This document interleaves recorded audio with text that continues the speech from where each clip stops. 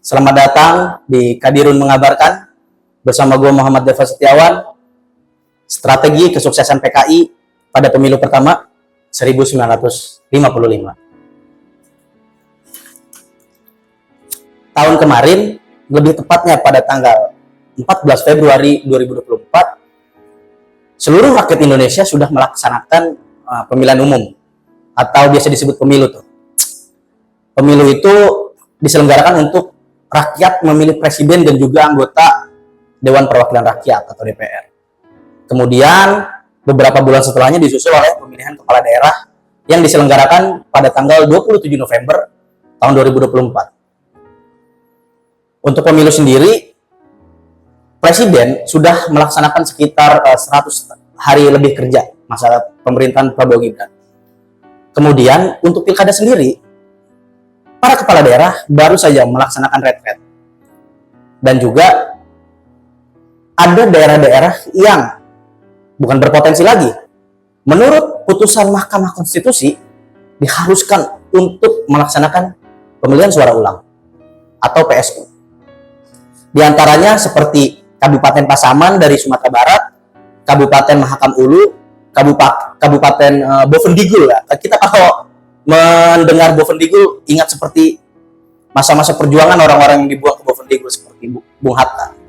Kemudian ada Kabupaten Barito Utara di Kalimantan Tengah, Kabupaten Tasikmalaya di Jawa Barat, Kabupaten Serang di Banten, dan juga masih banyak lagi daerah-daerah yang diharuskan untuk melaksanakan pemilihan suara ulang.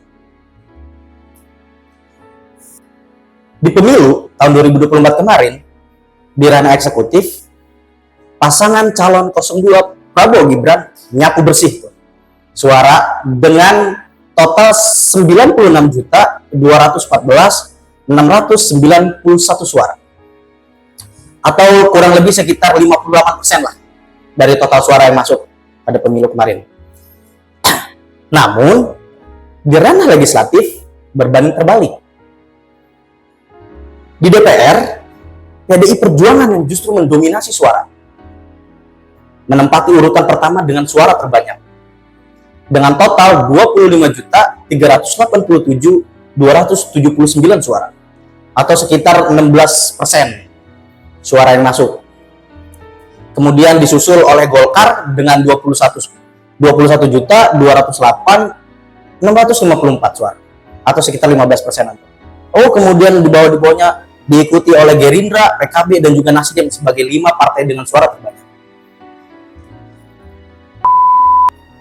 Jika pada pemilu 2024, 5 partai yang menduduki suara terbanyak adalah PDIP, Golkar, Gerindra, PKB, dan juga Nasdem, tapi sejarah selalu mencatat 5 partai yang menduduki 5 suara terbesar pada pemilu pertama tahun 1955.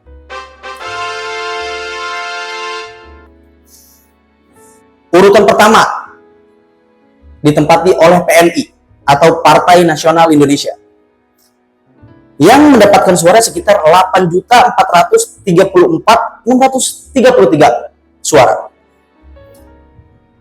Kemudian disusul oleh Masyumi, Masyarakat Syuro Muslimin, dengan total suara 7.903.886 suara. Disusul peringkat ketiga oleh Nahdlatul Ulama atau NU dengan total suara 6.955. Sekianlah.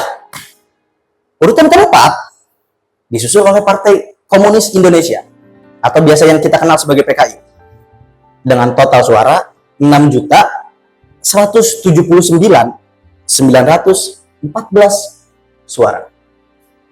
Dan urutan kelima disusul oleh Syarikat Islam atau PSII dengan total suara 1.091.161 suara. Nah, pemilihan umum pertama ini dilaksanakan 2 kali untuk memilih anggota Dewan Perwakilan Rakyat, kemudian dilakukan untuk memilih anggota Dewan Konstituante.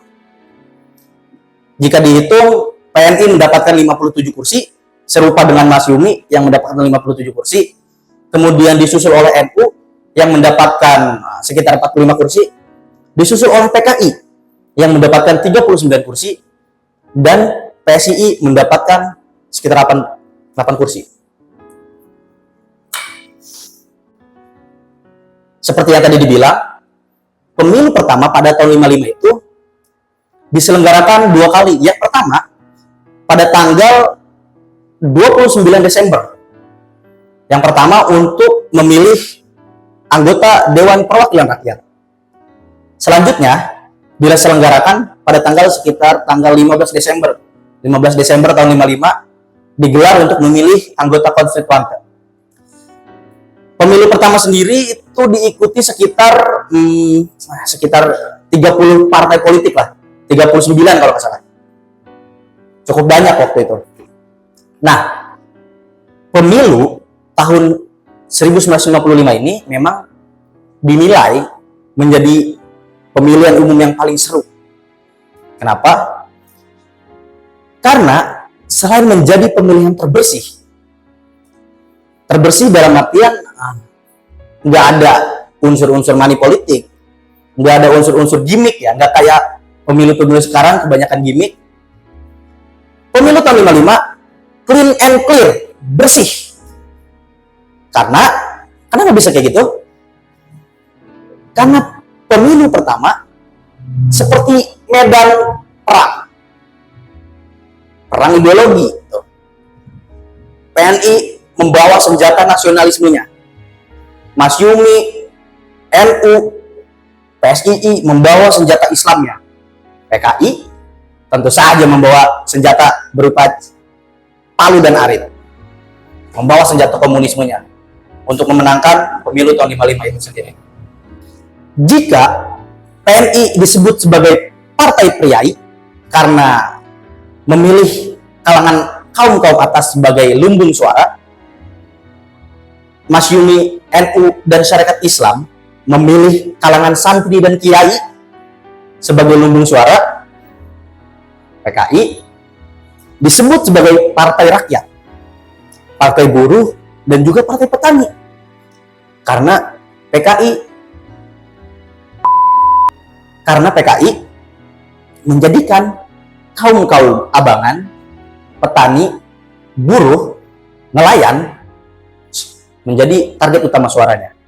Nah, yang menarik di sini adalah PKI berhasil menduduki 5 kursi suara terbanyak. PKI masuk dalam 6% dengan pemilih terbanyak pada saat itu. Unik, karena jika ditinjau 7 tahun ke belakang, PKI sendiri hancur lebur. Hancur. Karena apa?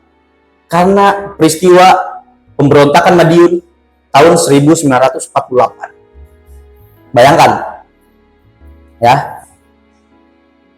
Pada tahun 48, PKI gagal melakukan pemberontakan di Madiun. 7 tahun kemudian, PKI berhasil menduduki. Pada saat itu, Musso, seorang komunis yang keblek untuk melakukan revolusi, gagal total untuk menegakkan Republik Soviet Indonesia pada saat itu kalau nggak salah. Hal terkecil dalam gagalnya pemberontakan itu adalah sentimen negatif terhadap PKI. Sekarang mari kita tinjau bagaimana PKI bisa memenangkan suara terbanyak tuh pada saat itu. Yang mana pada saat itu ketua partai Aidit diusung dalam anggota dewan di Dapil Jateng dengan MH Lukman, Siswoyo, dan lain sebagainya.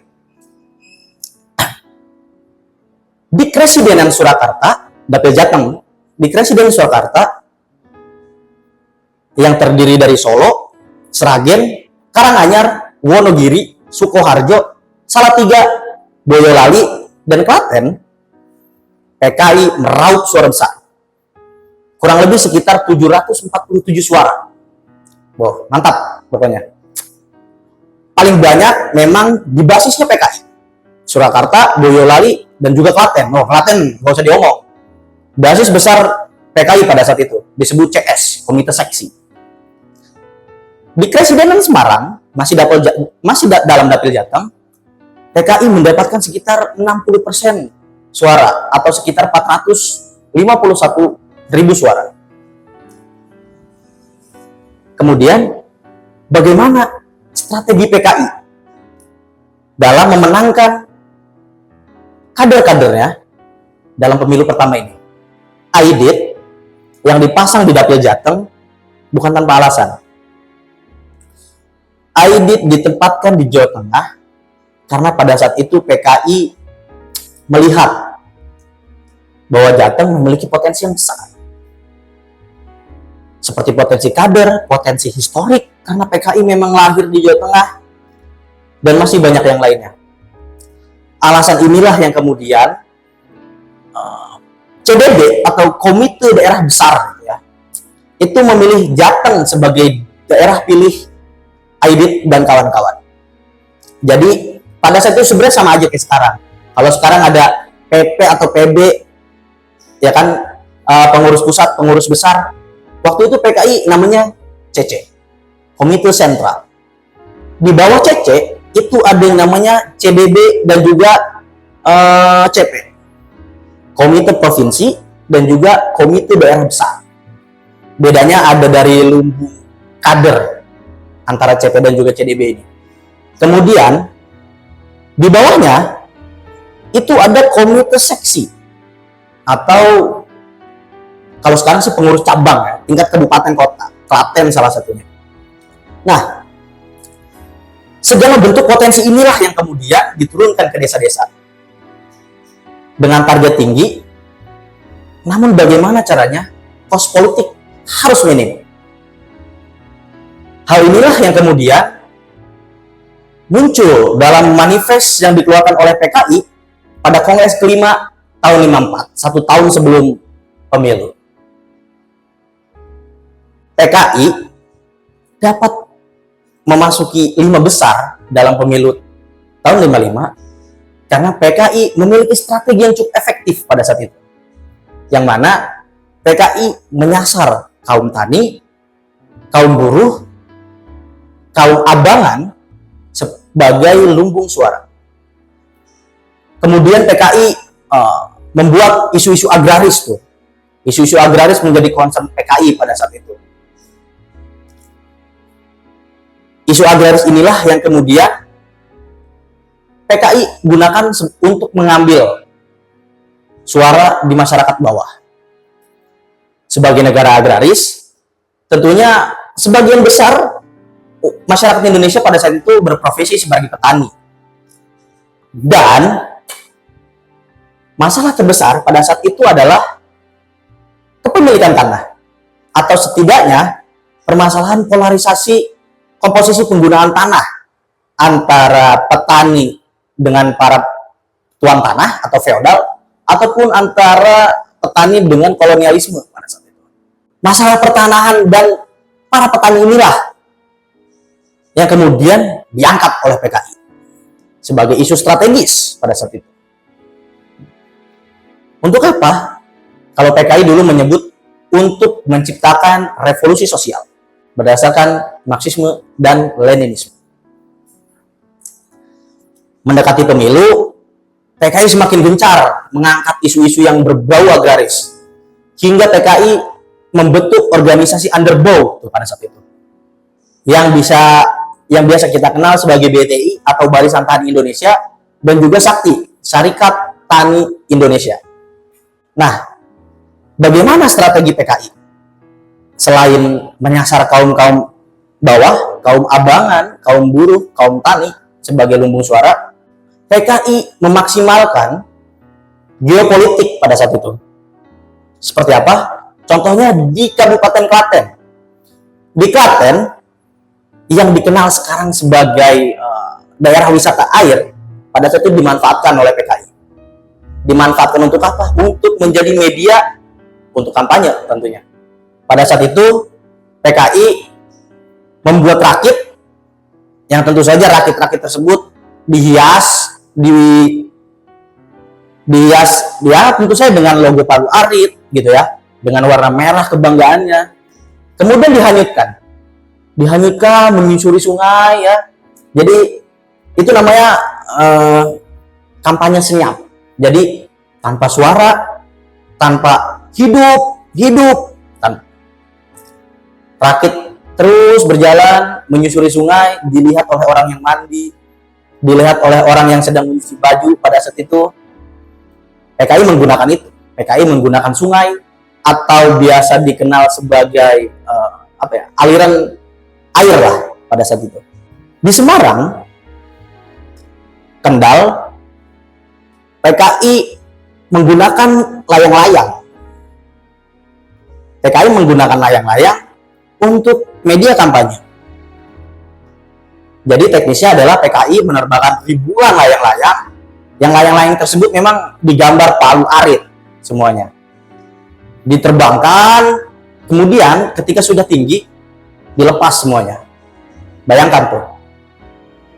Ketika pagi, banyak layang-layang yang tergeletak di halaman rumah, di pekarangan sawah, yang kemudian masyarakat Indonesia dahulu yang masih buta huruf, namun sudah mengenal simbol, dan juga diselimuti oleh logika mistika, menyimpulkan bahwa, oh, sudah saatnya palu arit turun dari langit. Kemudian di Kebumen, PKI menggunakan media kerbau. Benar, kerbau. Kerbau dipilok, ditato gambar palu arit tuh. Yang kemudian kerbau tersebut menggarap sawah, membajak tanah. Ya media kampanye seperti itu. Kerbau berangkat, PKI, palu arit, kerbau pulang juga palu arit. Gitu. Di Jogja, PKI memilih seni sebagai media kampanye. Pada saat itu PKI memilih membuat patung raksasa, lukisan raksasa yang dibuat oleh seniman pada saat itu. Tentu saja untuk kampanye. Di Jogja ya, Jogja menggunakan seni. Selain itu, hiburan juga menjadi media PKI pada saat itu. Seperti ketoprak. Kita tahu ketoprak, bukan ketoprak untuk dimakan, tapi ketoprak pertunjukan. Ketika sudah mendengar sayup-sayup suara gamelan, warga berbondong-bondong untuk menonton hiburan rakyat itu, ketoprak. Karena memang acara ketoprak ini bagian dari kampanye, dialog para pemain ketoprak pun diselipit tuh slogan-slogan komunis lah. Diselipit slogan-slogan komunis di dalam cerita, yang dimana hal tersebut untuk membuat daya ingat kepada masyarakat yang menonton. Kemudian PKI juga melakukan kunjungan ke tiap-tiap TPS. Di rolling itu pada saat itu. Melakukan kunjungan ke tiap-tiap TPS. Hal ini cukup efektif karena PKI pintar. Pada saat itu TPS-TPS yang didatangi adalah TPS-TPS yang berpotensi memiliki suara golput terbanyak atau tidak memilih. Jadi pada saat itu gak ada yang namanya money politik. Orang mencoblos karena landasan ideologi. Orang Masyumi, dia mau dikasih berapa ribu ton gabah oleh PKI, gak akan dia nyoblos PKI. Karena dia punya landasan ideologi untuk memilih partainya. Kemudian hasil dari semua itu adalah PKI di Jawa Tengah mendapatkan sekitar 10 kursi. Itu terdiri Aidit, MH Lukman, Siswoyo, dan lain sebagainya. Kader-kader PKI pada saat itu. Meski begitu, di wilayah lain, PKI itu terseok-seok. PKI kesulitan untuk mendapatkan suara, apalagi kursi. Di Sulawesi, PKI dibredel habis-habisan. Hanya dapat 1 kursi itu. Hal ini terjadi karena PKI sudah memiliki stigma negatif. PKI dicap sebagai partai yang anti agama. Walaupun sering juga PKI bantah hal tersebut dengan bilang, ayo nyoblos PKI, umat beragama, nyoblos PKI, dijamin kebebasan beragama. Namun, hal ini juga tidak terlalu efektif. Mengapa? Karena di wilayah Sulawesi Selatan, timur ke sana, ada sosok bernama Kahar Muzakar, yakni anggota DITI, Jenderal DITI yang menghegemoni itu kelompok Darul Islam dari Sulawesi Selatan ke timur sana. Kahar Muzakar inilah yang kemudian membredel PKI habis-habisan sampai PKI rata tuh di situ. Nah, walaupun memang PKI pada saat itu sudah banyak kampanye, strategi kampanye digelar, geopolitik digelar, strateginya juga dikerjakan, PKI hanya mendapatkan 1 kursi pada saat itu. Dan kondisi PKI di daerah lain inilah yang akan kita bahas di episode selanjutnya. Terima kasih.